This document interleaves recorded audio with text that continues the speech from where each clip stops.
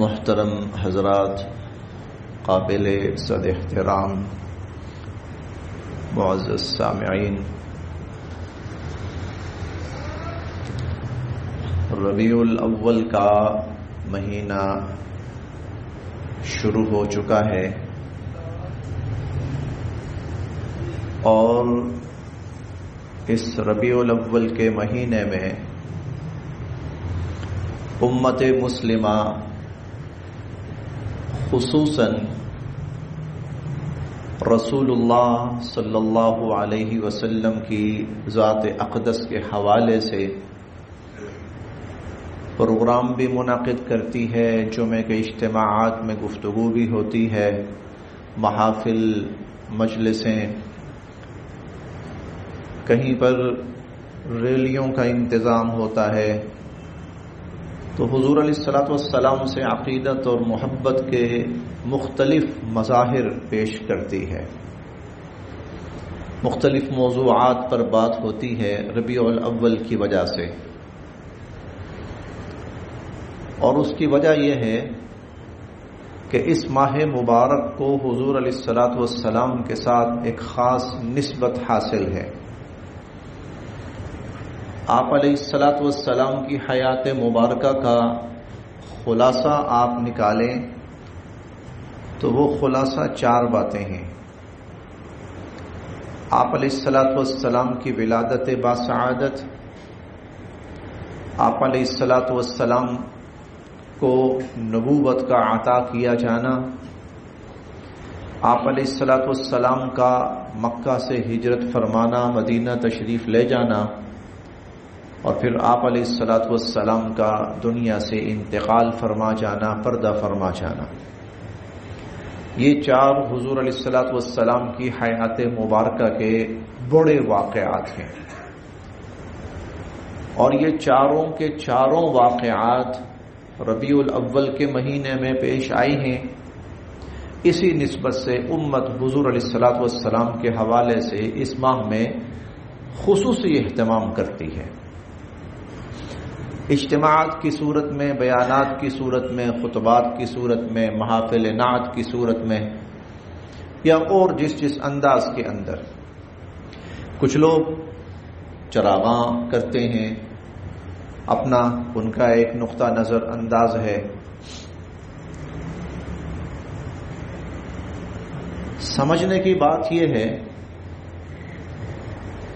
کہ حضور علیہ الصلوۃ والسلام کی ذات اقدس اس کائنات کی سب سے بڑی ہستی ہے، یہ ہم سب کا ایمان ہے۔ آپ سے اوپر اگر کوئی ہے تو وہ اللہ کی ذات ہے، آپ سے اوپر اگر کوئی ہے تو وہ اللہ کی ذات ہے۔ اللہ کی ذات کے بعد اگر کوئی کسی کا مقام ہے، کسی کی عظمت ہے، کسی کا احترام ہے، تقدس ہے، تو وہ حضور علیہ الصلوۃ والسلام کی ذات ہے۔ آپ کا مقام کوئی سمجھ سکتا ہی نہیں ہے، بیان تو خیر الگ بات ہے۔ ایک اللہ پاک کی ذات ہے جو حضور علیہ الصلوۃ والسلام کے مقام کو سمجھ سکتی ہے۔ حضور علیہ الصلوۃ والسلام خود فرماتے ہیں کہ ارسلت الی الخلق کافہ، مجھے اللہ نے ساری مخلوقات کے لیے نبی بنا کر بھیجا۔ اگر آپ اس بات کو تھوڑا سا غور کریں، سمجھیں اس کو، خلق آپ نے یہ نہیں فرمایا انسان، قرآن کریم میں یہ بھی آتا ہے، قل یا ایھا الناس، آپ فرمائیے اے لوگو میں تم سب کی طرف اللہ کا نبی بن کے آیا ہوں۔ قرآن کریم میں یہ بھی آتا ہے، انسانوں کی حد تک بات ہے، لیکن حضور علیہ الصلوۃ والسلام حدیث مبارکہ میں فرماتے ہیں ارسلت الی الخلق کافہ، اللہ کی جو مخلوق ہے، مخلوق کیا ہے؟ اللہ کی ذات کے سوا، اللہ کی ذات کے سوا ہر چیز مخلوق ہے۔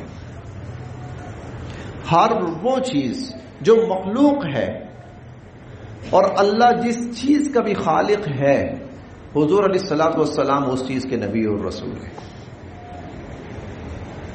یہ اتنی بڑی بات ہے، سمجھ میں آ جائے عقل دنگ رہ جاتی ہے۔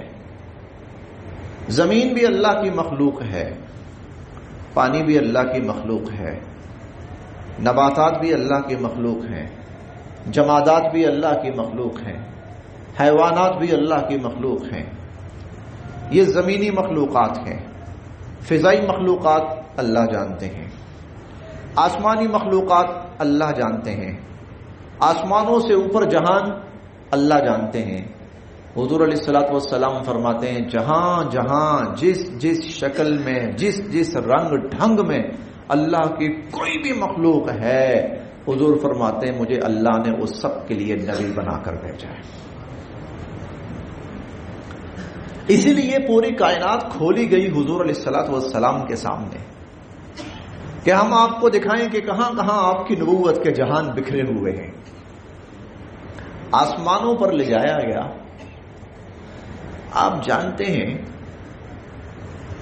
کہ حضور علیہ الصلوۃ والسلام کا ایک لقب ہے امام الانبیاء، تمام انبیاء علیہم السلام کے امام۔ یہ لقب حضور علیہ الصلوۃ والسلام کو کیوں عطا ہوا؟ اس لیے عطا ہوا، یہ بات سنیے گا، حضور علیہ الصلوۃ والسلام کی نبوت معمولی چیز نہیں تھی۔ معراج کی رات حضور علیہ الصلوۃ والسلام مسجد حرام سے نکلے، مسجد اقصی تشریف لے گئے۔ سبحان الذی اسری بعبدہ لیلا من المسجد الحرام الی المسجد الاقصی۔ اللہ کی وہ عظیم ذات جو اپنے حبیب کو، حضور علیہ الصلوۃ والسلام کو، اپنے بندے کو مسجد حرام سے راتوں رات مسجد اقصی لے گئے۔ مسجد اقصی آپ جانتے ہیں فلسطین کے اندر دنیا کی تیسری بڑی مسجد کا نام ہے۔ نبیوں کا، انبیاء علیہم السلام کا، قوموں کا، امتوں کا قبلہ رہا ہے۔ اس مسجد اقصی کے اندر حضور علیہ الصلوۃ والسلام کو اللہ رب العزت نے پہنچایا۔ اب اگلی بات، 1.25 لاکھ انبیاء علیہم السلام تشریف لائے، اور یہ انبیاء علیہم السلام دنیا سے پردہ فرما چکے۔ معراج کی رات تک یہ انبیاء علیہم السلام دنیا سے پردہ فرما چکے، سوائے حضرت عیسیٰ علیہ السلام کے کہ وہ آسمانوں پر زندہ سلامت موجود ہیں، لیکن دنیا کے اندر وہ بھی نہیں تھے۔ معراج کی رات دنیا میں وہ بھی نہیں تھے۔ سیدنا آدم علیہ السلام سے لے کر سیدنا حضرت یحییٰ علیہ السلام تک 1.25 لاکھ انبیاء علیہم السلام دنیا سے پردہ فرما چکے ہیں۔ انہیں اپنی قبروں کے اندر تشریف لے گئے ہوئے ہزارہ سال بیت چکے ہیں، صدیاں نہیں، ہزارہ سال بیت چکے۔ وہ اپنی اپنی قبروں کے اندر اور بالکل صحیح سلامت موجود اپنی قبروں کے اندر۔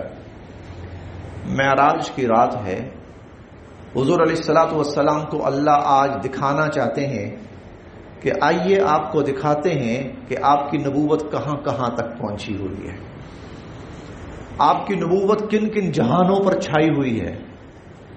چنانچہ اس کا ایک منظر مسجد اقصی کے اندر پیش فرمایا گیا۔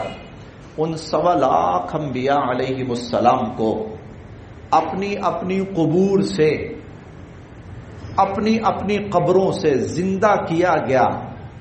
اب دنیا کی زندگی، وہ برزخی زندگی تھی، دنیا کی زندگی ان کو دی گئی، اور سب انبیاء علیہم السلام کو، ارواح کو نہیں، روحوں کو نہیں، بجسد خود اپنے وجود کے ساتھ، اپنے جسم کے ساتھ تمام انبیاء علیہم السلام کو مسجد اقصی میں جمع فرمایا گیا۔ کیوں؟ آپ کے امام نبی، آپ کے سردار نبی، آپ کے بزرگ تر نبی رسول اللہ صلی اللہ علیہ وسلم تشریف لانے والے ہیں۔ آپ آئیے اور ان کے استقبال کے لیے یہاں جمع ہوئیے۔ حضور علیہ الصلوۃ والسلام وہاں تشریف فرما ہوتے ہیں۔ سیرت کی کتابیں آپ اٹھائیے اور پڑھیے۔ انبیاء علیہم السلام اس رات تشریف لا رہے ہیں، ایک ایک نبی آ رہا ہے، حضور علیہ الصلوۃ والسلام کی منقبت، آپ کی تعریف، آپ کی تقدیس بیان کرتا ہے اور جا کر بیٹھ جاتا ہے. پھر ایک ایک نبی تشریف، حضرت ابراہیم علیہ السلام، حضرت موسیٰ علیہ السلام، حضرت عیسیٰ علیہ السلام، حضرت داؤد علیہ السلام، یہ سب آ رہے ہیں اور حضور علیہ الصلوۃ والسلام کی شان اور منقبت بیان فرما رہے ہیں. پھر حکم ہوتا ہے اللہ کی طرف سے اب کچھ نماز کا اہتمام ہو جائے. چنانچہ نماز کے لیے صفیں درست کی جاتی ہیں. 1.25 لاکھ نبی مقتدی بن کر پیچھے کھڑے ہیں اور حضور علیہ الصلوۃ والسلام کو مصلی امامت پر اللہ کھڑا فرماتے ہیں. امام الانبیاء. میں نے بات عرض یہ تھی کہ حضور علیہ الصلوۃ والسلام کی نبوت کے جہان کیا کیا ہیں. آپ نے فرمایا ارسلت الی الخلق کافہ. دنیا کے اندر اللہ نے جو جو مخلوق پیدا فرمائی ہے اور جس جس کا اللہ رب ہے اور خالق ہے، میں اس چیز کا اور اس مخلوق کا نبی ہوں اور رسول. آسمانوں پہ کیوں لے جایا گیا حضور علیہ الصلوۃ والسلام کو؟ کیوں لے جایا گیا؟ اس لیے، صرف اس لیے نہیں کہ کوئی حضور علیہ الصلوۃ والسلام کے علم میں اضافہ فرمانا تھا، کوئی صرف اس لیے نہیں کہ حضور علیہ الصلوۃ والسلام کی کچھ معلومات میں اضافہ کرنا تھا. نہیں، ان سب مقامات کو، ان سب مخلوقات کو بتانا تھا کہ تمہارے نبی آ رہے ہیں، کہ زیارت کرو ان کی. آپ کرسی لیں گے؟ آپ میاں صاحب کرسی نہیں؟ اچھا. حضور علیہ الصلوۃ والسلام کی نبوت، میں عرض یہ کر رہا ہوں، مقام اور عظمت ہم نہیں جانتے، مقام اور عظمت ہم نہیں جانتے. ہم تو انسانوں کے مقام کو، عام انسانوں کے مقام کو نہیں جانتے. اس ہستی کے مقام کا ہم کیا تصور کر سکتے ہیں؟ وہ تو صرف ایک ذات جانتی ہے، وہ اللہ رب العزت کی ذات ہے. ہاں، اللہ تعالیٰ نے کچھ چیزیں بیان فرمائی اور حضور علیہ الصلوۃ والسلام نے کچھ چیزیں بیان فرمائی، اس سے ہمیں کچھ اندازہ ہوا، اس سے ہمیں حضور علیہ الصلوۃ والسلام کی عظمت کا کچھ اندازہ ہوا. ہم بہت کم سطح کے لوگ اپنی ذہنی سطح کے مطابق ہمیں، ورنہ حضور علیہ الصلوۃ والسلام عظمت کا تو کیا عالم ہے. یہ واقعہ سنا سنایا نہیں ہے، زبانی کلامی نہیں ہے، کوئی افسانہ، کوئی داستان نہیں ہے، بلکہ یہ قرآن کریم کے صراحتاً الفاظ ہیں. اور اس پر اللہ رب العزت نے ایک سورت نازل فرمائی ہے. سورت کا نام ہے سورۃ القمر. یہ 27ویں پارے کی سورت ہے.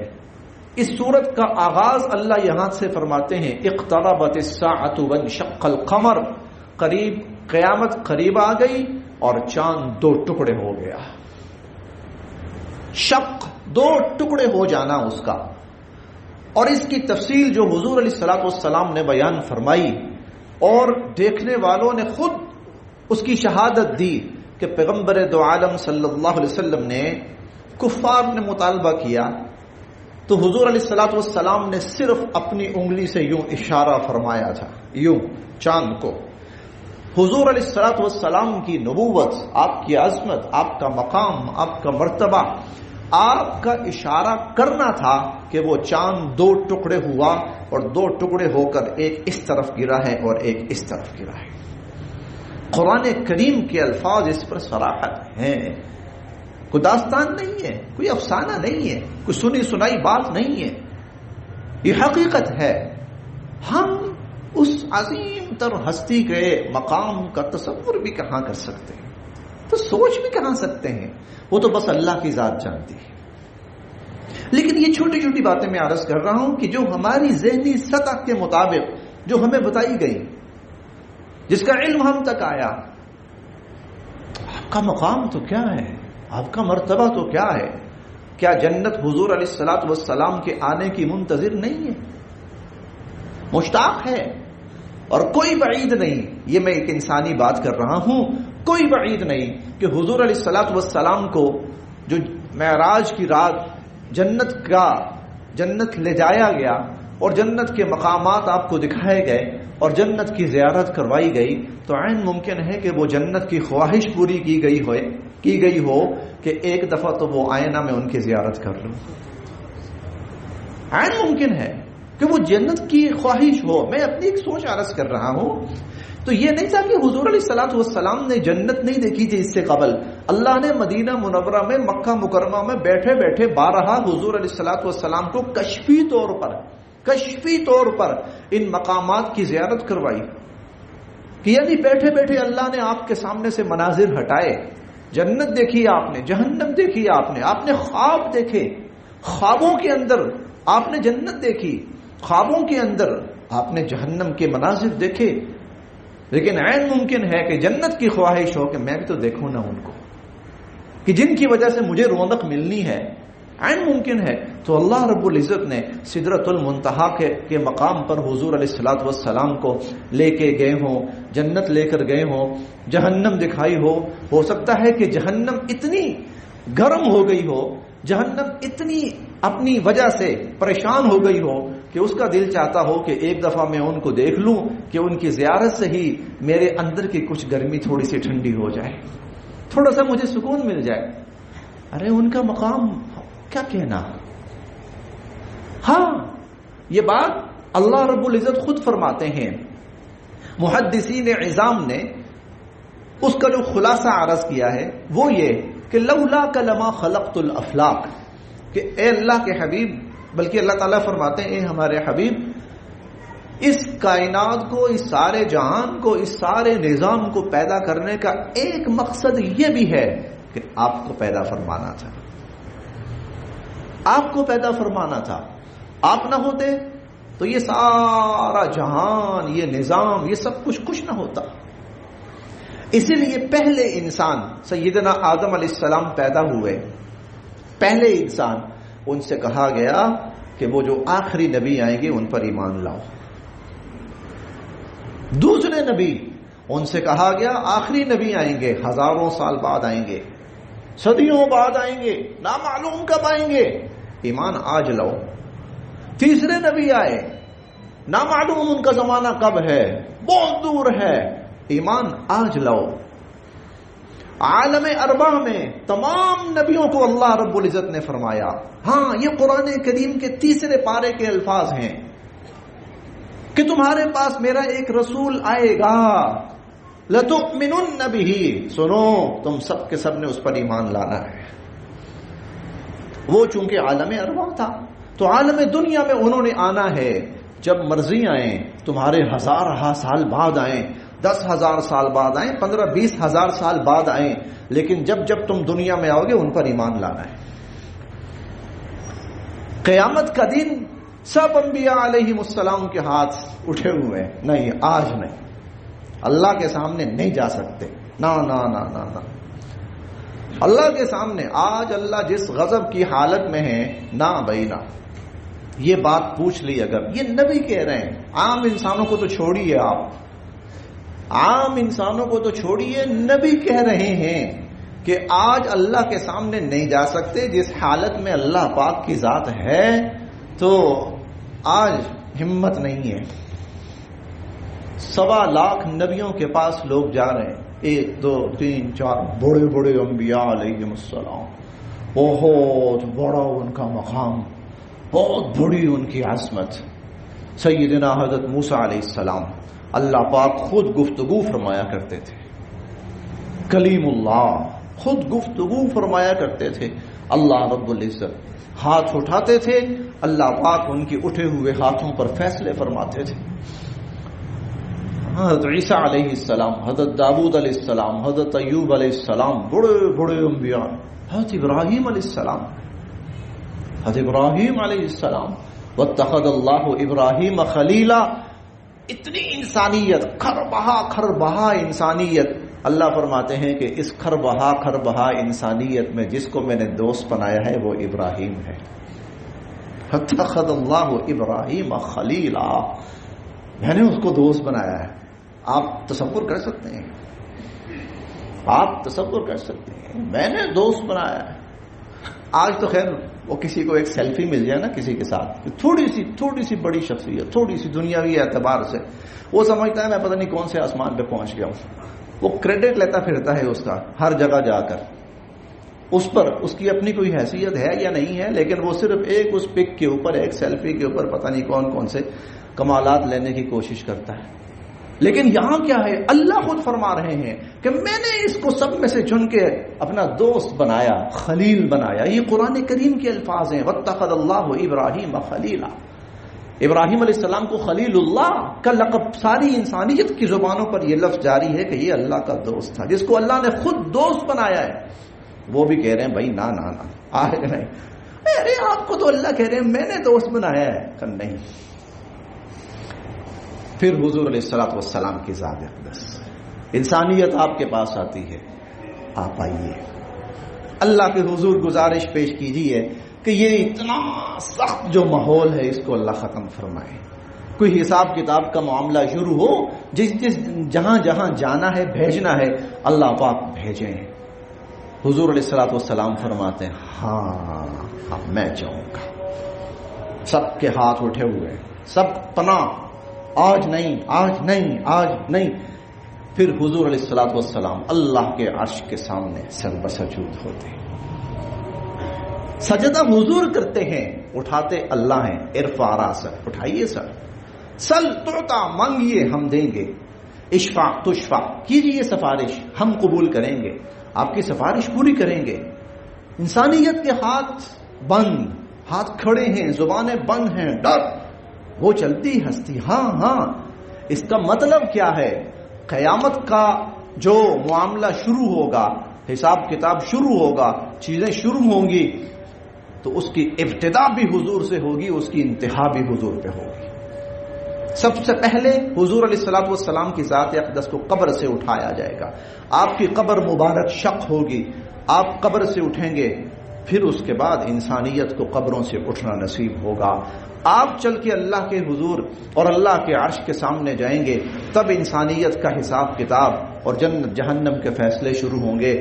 آپ جا کر سب سے پہلے جنت کا دروازہ کھٹکھٹائیں گے تو پھر جنت کا دروازہ کھلے گا، اس سے پہلے کسی اور کے لیے نہیں کھلے گا۔ تو ہم کیا اس ہستی کا مقام ہم کیا سوچ سکتے ہیں؟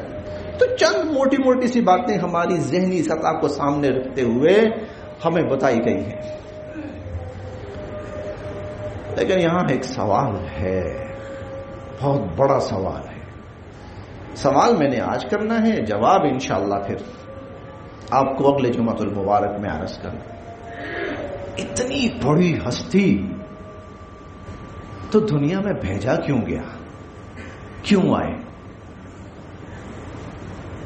اگر ہستی اتنی بڑی ہے، ابھی ہمیں اندازہ نہیں ہے، وہ تھوڑا سا ہماری ذہنی سطح کے مطابق وہ تھوڑا سا ہمیں اندازہ، تھوڑا سا، تو اتنی بڑی ہستی ہے تو پھر وہ کتنا بڑا کام ہوگا جس کے لیے اس ہستی کو اس دنیا میں بھیجا گیا، اس مشقتوں والی، تکلیفوں والی، بیماریوں والی، مصیبتوں والی دنیا میں بھیجا گیا۔